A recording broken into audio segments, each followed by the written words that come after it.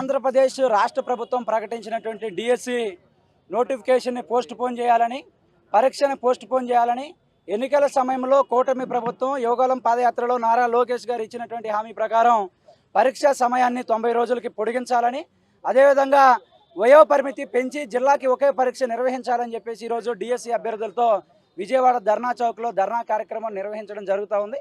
ఈరోజు అభ్యర్థుల తరపున అఖిల భారత యువజన సమైక్య ఏఐవైఎఫ్గా మేము ఒకటే రాష్ట్ర ప్రభుత్వాన్ని కోరుతా ఉన్నాం.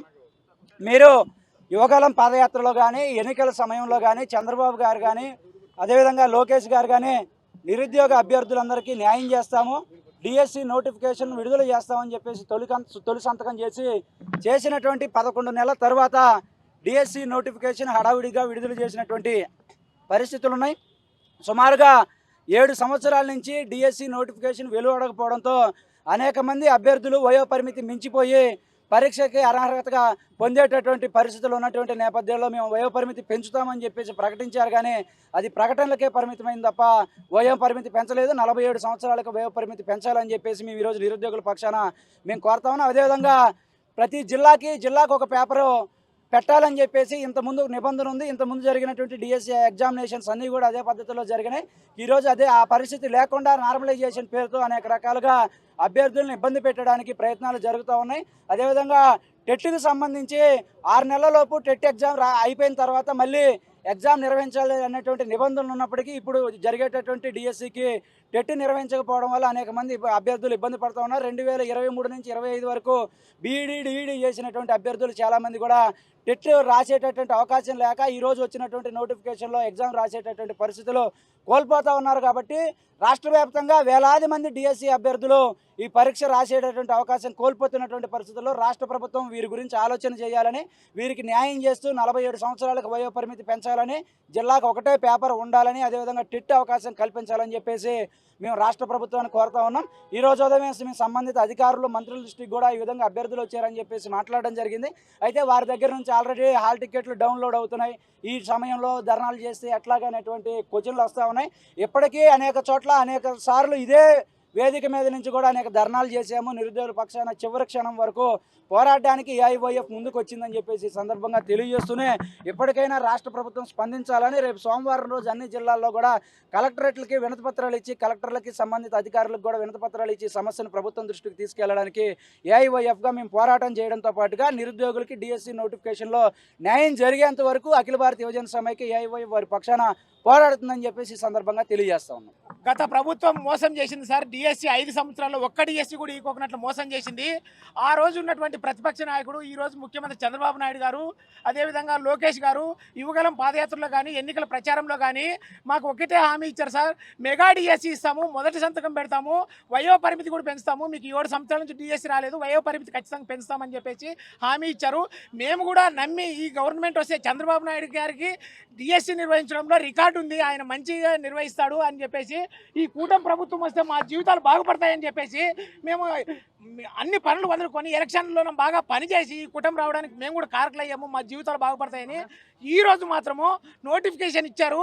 16,000తో నోటిఫికేషన్ సంతోషము. కాకపోతే 8 లక్షల డిఎస్సి అభ్యర్థులు ఉంటే కేవలం 3,60,000 మంది మాత్రమే అప్లై చేసుకున్నారు. 4 లక్షల మంది అప్లై చేసుకోలేదు. కారణం ఏంటంటే వయోపరిమితి ఉన్నట్లు వాళ్ళని కోత కోశారు, టెట్ ఎగ్జామ్ నిర్వహించుకున్నట్ల కోత కోశారు, ఓసీ అభ్యర్థులకు 50% డిగ్రీ పర్సెంటేజ్ పెట్టేసి కోత కోసినారు, సిబిఎస్ఈ వాళ్ళకి అర్హత లేదని చెప్పేసి వాళ్ళని కోత కోసినారు. ఈ విధంగా ఇన్ని మెగా డిఎస్సి ఇచ్చి దాదాపు 4 లక్షల మందిని అనర్హులుగా చేశారు. వాళ్ళందరికీ న్యాయం కల్పించాలి. అదేవిధంగా మీరు ఎన్నికల్లో ఇచ్చినటువంటి హామీ ప్రకారము మాకు న్యాయం చేయాలి. మీరు ప్రతిపక్షంలో ఉన్నప్పుడు జగన్ గారికి ఇదే టీడీపీ ఎమ్మెల్సీలు వేపాటి చిరంజీవి గారు కానీ, భూమిరెడ్డి రామ్గోపాల్ రెడ్డి కానీ, కంచర్ల శ్రీకాంత్ కానీ వీరు బహిరంగంగా టీడీపీ లెటర్ హెడ్ మీద లెటర్ రాశారు సార్. వయోపరిమితి 47 ఏళ్ళకి పెంచాలి జగన్ గారు అని సీఎం గారికి ఆ రోజు లెటర్ రాసి, ఈరోజు ఈ కూటమి ప్రభుత్వం వచ్చిన తర్వాత మీరు ఇన్ని విధాలుగా హామీలు ఇచ్చి ఈరోజు మా జీవితాలని నాశనం చేస్తున్నారు. దీన్ని పునఃపరిశీలించుకొని మీ అందరికీ న్యాయం అయ్యేటట్లుగా ఏజ్ పెంచి టెట్ నిర్వహించి వయోపరిమితిని తగ్గించి మార్క్స్ పర్సెంటేజ్ని తగ్గించి వయోపరిమితిని పెంచి టెట్ ఎగ్జామ్ నిర్వహించి అందరికీ న్యాయం చేయాలని మిమ్మల్ని పాదాభివందనాలు చేస్తూ వేడుకుంటున్నాం సార్. ఎస్సీ ఎస్టీ వాళ్ళకి 90 రోజులు మీరు ఫ్రీ కోచింగ్ ఇస్తామని చెప్పి 45 రోజులకే పరిమితం చేశారు. ఇప్పుడు మభ్యపెట్టి ఎస్సీ వాళ్ళని ఎస్టీ వాళ్ళని మేము కోచింగ్ ఇస్తామని మభ్యపెట్టడం కూడా ఎస్సీ ఎస్టీ అట్రాసిటీ కాదా? మరి ఫ్రీ కోచింగ్ ఇచ్చి 45 రోజులకే పరిమితం చేసి 90 రోజులకి మీకు అనుకూలమైన వాళ్ళకి డబ్బులు ఇస్తున్నారు కదా సార్. మరి ఇది అన్యాయం కాదా సార్? సీఎం చంద్రబాబు నాయుడు గారు అంటే ఒక బ్రాండ్ అండి. డిఎస్సి ఇస్తారు, ప్రతిసారి కూడా నోటిఫికేషన్లు ఇస్తారు, 2 నోటిఫికేషన్లు ఇస్తారు కనీసం అని అనుకున్నాం. ఇప్పుడు కూడా నోటిఫికేషన్ ఇచ్చారండి, రాగానే సంతకం పెట్టారు. తర్వాత అందరూ చెప్తున్నారండి నవంబర్ నెలలోనే మీకు ఇచ్చేసాం, సిలబస్ ఇచ్చేసామని. సిలబస్ ఇచ్చారండి, కానీ నోటిఫికేషన్ ఇచ్చారండి? ఎస్సీ వర్గీకరణ అని చెప్పి తీసుకెళ్లారు. మరి ఆ పరిస్థితి ఏంటి సార్? ఎస్సీ వర్గీకరణ అన్నారు, 7 ఏళ్ల నుంచి మేము ఎదురు చూస్తున్నాం సార్ డిఎస్సి కోసం. ఇప్పుడైనా ఇస్తారో ఎవరో? వర్గీకరణ అని నెట్టేశారు, మళ్ళీ తర్వాత ఇంకేం నెట్టేస్తారో, ఇంకేమి అవకతవకలు జరుగుతాయో అని మా బాధ మాకు ఉంటుంది కదా సార్. నాలాంటి వాళ్ళు చాలా మంది ఉన్నారు సార్, 1 రోజు 2 రోజుల్లో కూడా ఏజ్ లాస్ అయిపోయిన వాళ్ళు ఉన్నారు సార్. మీరు కనీసం 47 సంవత్సరాలకి ఏజ్ పెంచండి సార్. టెట్ అనేది నిర్వహించాలి కదా సార్. డిఎస్సి ముందు ఎప్పుడు కూడా సంవత్సరం అయింది సార్ నోటిఫికేషన్ ఇవ్వక. టెట్ అనేది నిర్వహించాలి కదా సార్, అది కూడా నిర్వహించట్లేదు. ఇప్పుడు హడావుడిగా డిఎస్సి పెట్టేస్తున్నారు. గ్రూప్ 2 కూడా అంతే చేశారు. ప్రిలిమ్స్ క్వాలిఫై అయిన వాళ్ళందరూ మెయిన్స్లో మాత్రం ఉద్యోగాలు చాలామంది తక్కువ మందికి వచ్చాయి. అది ఏ రకంగా రిజల్ట్ ఇచ్చారో కూడా మాకు తెలియదు. ఇంకొకటి సార్, అందరూ అంటున్నారు డిఎస్సి గురించి మీకేం తెలుసు, చదువుకోండి అంటున్నారు సార్. ఇంట్లో అందరినీ ఎవరు పోషిస్తారండి? 7 ఏళ్ళ తర్వాత వచ్చే నోటిఫికేషన్ సార్ ఇది. ఏమన్నా అడిగితే రాజకీయం చేస్తారు, మీరు వైసీపీయా ఇలాగని రాజకీయం చేస్తారు. మేమేం రాజకీయ పార్టీలు కాదండి, మేము నిరుద్యోగ పార్టీ, మేము నిరుద్యోగులం అండి. మా బాధ అర్థం చేసుకుని ఇప్పటికైనా ఏజ్ లిమిటేషన్ పెంచండి. ఇంకొక మాట సార్, పీఈటీలు ఉన్నారు సార్. పీఈటీలకి 2018లో పీఈటీ నోటిఫికేషన్ ఇచ్చారండి. 2024లో జగన్మోహన్ రెడ్డి గారు పీఈటీ అని తీసేసి ఎస్ఏ పీడీ అని పెట్టారు. అదేంటి సార్? ఇప్పుడు వాళ్ళనే మీరు ఫాలో అవుతున్నారు. మీరు కొత్తగా ఏం చేస్తున్నారు సార్? అమ్మఒడి అన్నారు సార్, ఇప్పుడేమో తల్లికి వందనం అంటున్నారు. గవర్నమెంట్ స్కూల్స్లో ఎలా పెరుగుతారు సార్ పిల్లల్ని? ప్రైవేట్ విద్యా వ్యవస్థలకి తల్లికి వందనం కూడా ఇస్తుంటే గవర్నమెంట్ స్కూల్స్ వాళ్ళకి ఇవ్వండి సార్. అవేమీ లేదు, ఎవరికైతే వాళ్ళకి ఇచ్చేస్తామంటున్నారు.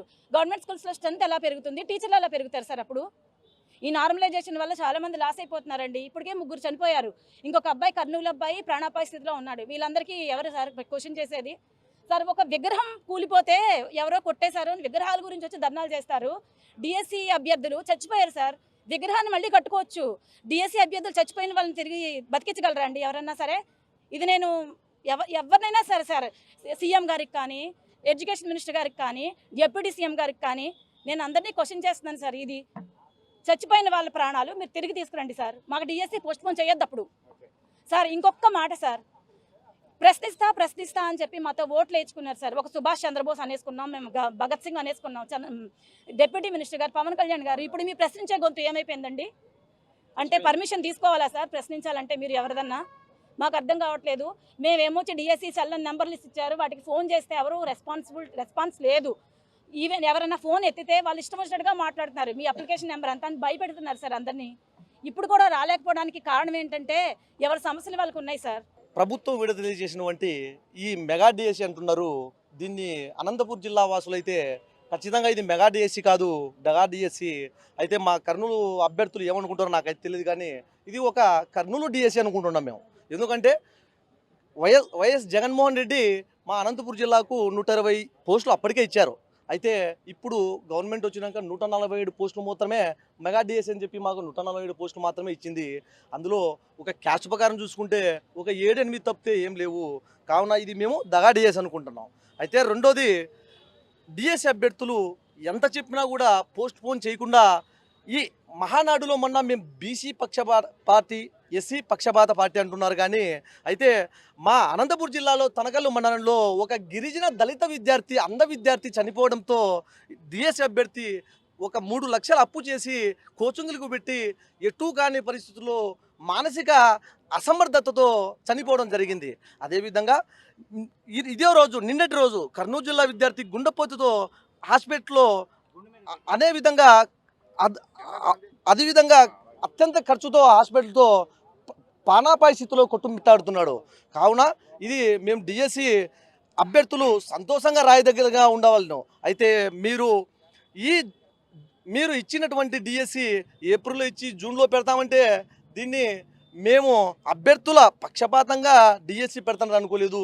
మేము కార్పొరేట్ వ్యవస్థకు మీరు లాభం కూర్చేదానికి డిఎస్సి పెడుతున్నారు అనుకుంటున్నాం. ఎందుకంటే మేము అడిగేది మీరు 6 నెలలు పోస్ట్పోన్ చేయండి, ప్రశాంతంగా చదువుకొని ఉద్యోగాలు ఎవడికి ఇష్టం వస్తే వాడు కొట్టేసుకుంటాడు. అయితే మీరు ఏం చేస్తున్నారు, ఏప్రిల్లో నోటిఫికేషన్ జూన్లో పెడితే డిఎస్సి అభ్యర్థులు అయిపోతానే ఆ చైతన్య నారాయణ స్కూళ్ళల్లో టీచర్లు షార్టేజ్ వస్తుంది. కావున మీరు దీనికి వాళ్ళకు ఒత్తాస పలుకుతున్నారు, కార్పొరేట్ వ్యవస్థకు మీరు లాభం చేకూరుస్తున్నారు కదా. మా డిఎస్సి అభ్యర్థుల మనోవేదన ఎవరు పట్టించుకున్న పాపాన పోలేదు. కావున ఇప్పటికైనా ప్రభుత్వం దయదలిచి విద్యార్థుల మనోభావాలు ఆత్మస్థైర్యం దెబ్బతినకుండా వారి గత కాలం నుంచి ఈ డిఎస్సికి ప్రిపేర్ అయ్యే వాళ్ళు కేవలం అట్టడుగు వర్గాల ఎస్సీ ఎస్టీ బీసీ అభ్యర్థులే ఎక్కువగా. అయితే ఈ విద్యార్థులు కొన్ని 7 సంవత్సరాల నుంచి అనేక లక్షల అప్పులు చేసి కోచింగ్ సెంటర్ల బారిన పడి వాళ్ళ జీవితంలో కూడా నాశనమై జీవితం ఎండగడుతున్నారు. అయితే మీరు ఈ బలగు బలహీన వర్గాల అభ్యున్నతి ధ్యేయంగా ఉన్నప్పుడు మీరు ఖచ్చితంగా అనంతపూర్ జిల్లా మిగతా 4 జిల్లాల విద్యార్థులకు కనీసం మినిమం పోస్టులు మంజూరు చేసి ఆ విద్యార్థుల అభ్యున్నతికి పాటుపడాలని మీకు మా మీడియా తరపున ప్రభుత్వానికి విజ్ఞప్తి చేస్తున్నాం సార్. ఇండియా పాకిస్తాన్ తాజా అప్డేట్స్ కోసం డౌన్లోడ్ చేసుకోండి RTV లైవ్ యాప్.